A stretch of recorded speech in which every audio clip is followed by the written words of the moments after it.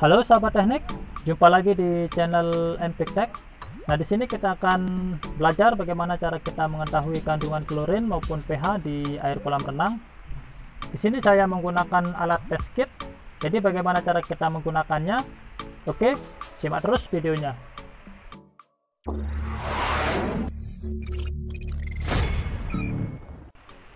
Baik sahabat teknik, jadi cara kita mengetahui nilai klorin maupun pH pada air kolam renang, di sini saya menggunakan alat test kit.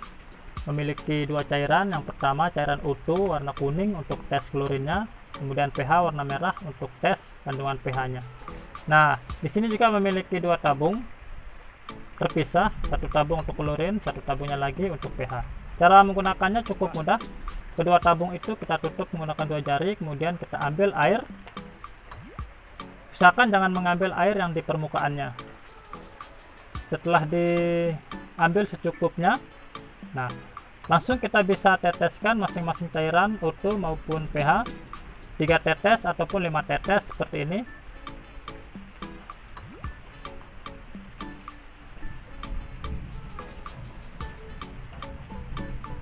Jika sudah, kita tutup kedua tabungnya, kemudian kita kocok.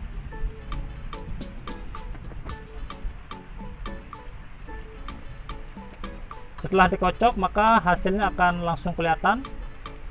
Kita lihat warna yang mendekati di warna angkanya.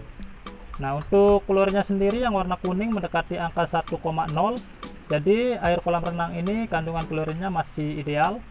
Kemudian untuk pH-nya sendiri di angka 7,8. Oke sahabat teknik, jadi itu dia tadi cara kita melakukan test kit klorin maupun pH pada air kolam renang. Jadi cara ini perlu kita lakukan untuk menjaga keidealan kandungan klorin maupun pH pada air kolam renang kita.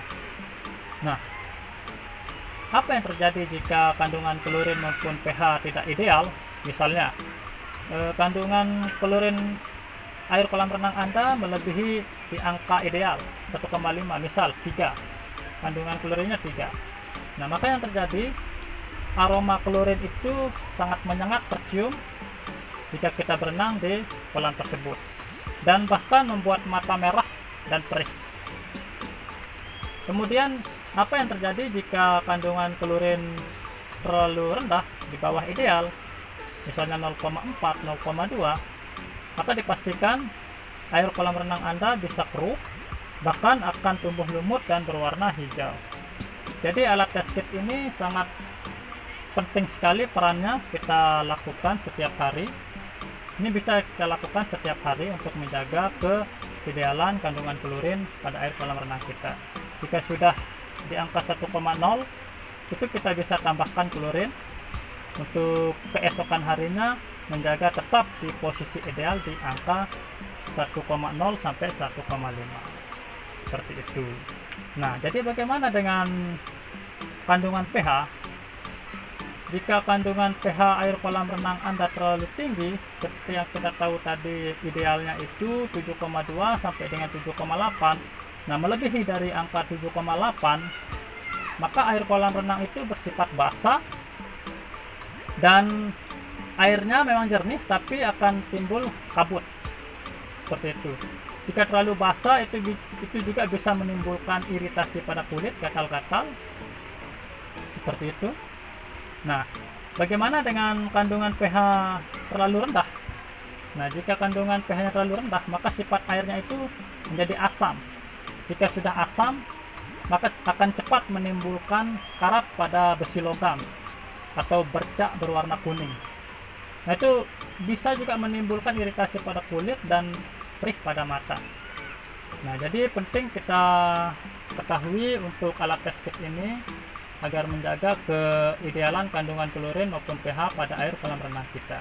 Jika pH-nya terlalu tinggi, kita bisa menambahkan HCl untuk menurunkan kandungan pH-nya.